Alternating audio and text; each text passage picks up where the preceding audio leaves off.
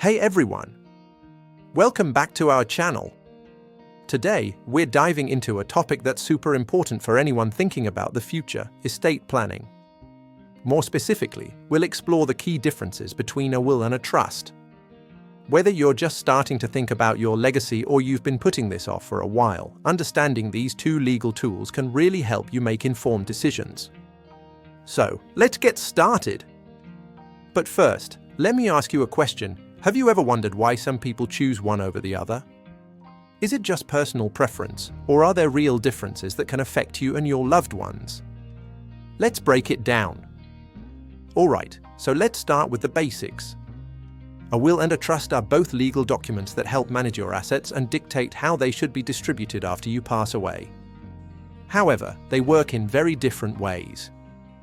A will is a legal document that outlines your wishes regarding the distribution of your assets after your death.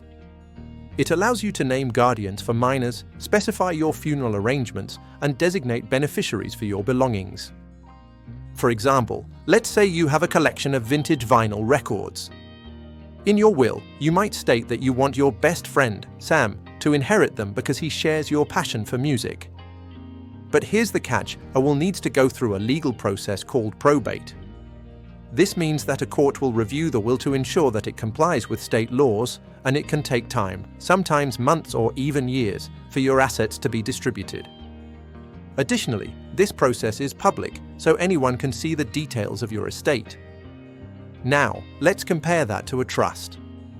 A trust is a legal arrangement where one party, called the trustee, holds the assets for the benefit of another party, known as the beneficiary. Trusts can be set up during your lifetime, which is known as a living trust, or they can be created upon your death, known as a testamentary trust.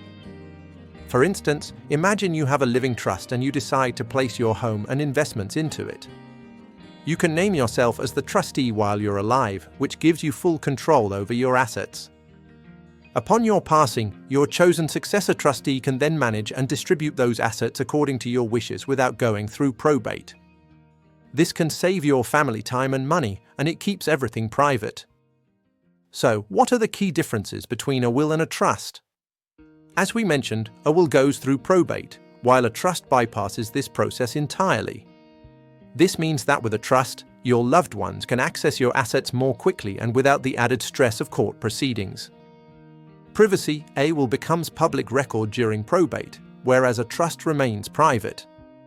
This means that your beneficiaries won't have to deal with prying eyes scrutinizing your estate. Control and management. With a trust, you can dictate exactly how and when your assets are distributed.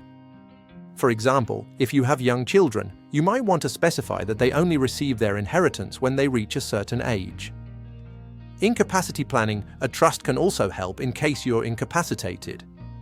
If you become unable to manage your affairs, your successor trustee can step in and manage your assets on your behalf. A will only takes effect after your death, so it doesn't provide any assistance while you're still alive. Now, let's talk about costs and complexity. Generally, setting up a will is simpler and less expensive than creating a trust. However, trusts can be more beneficial in the long run, especially if you have a larger estate or specific wishes for your assets. According to a survey by the American Bar Association, about 55% of American adults have a will, but only about 20% have a trust. This highlights the importance of understanding both options to make the best choice for your situation. So, to sum it all up, a will is great for outlining your wishes for asset distribution after death, but it goes through probate and becomes public record. A trust, on the other hand, allows for more control, privacy, and can manage your assets while you're still alive, but it may require more upfront work and cost. Ultimately, the best choice depends on your individual circumstances. So, I encourage you to talk to a legal professional who can guide you based on your specific needs. If you found this video helpful, please give it a thumbs up and share it with someone who might need this information. And don't forget to subscribe for more educational content on important topics like this. Thanks for watching, and see you next time.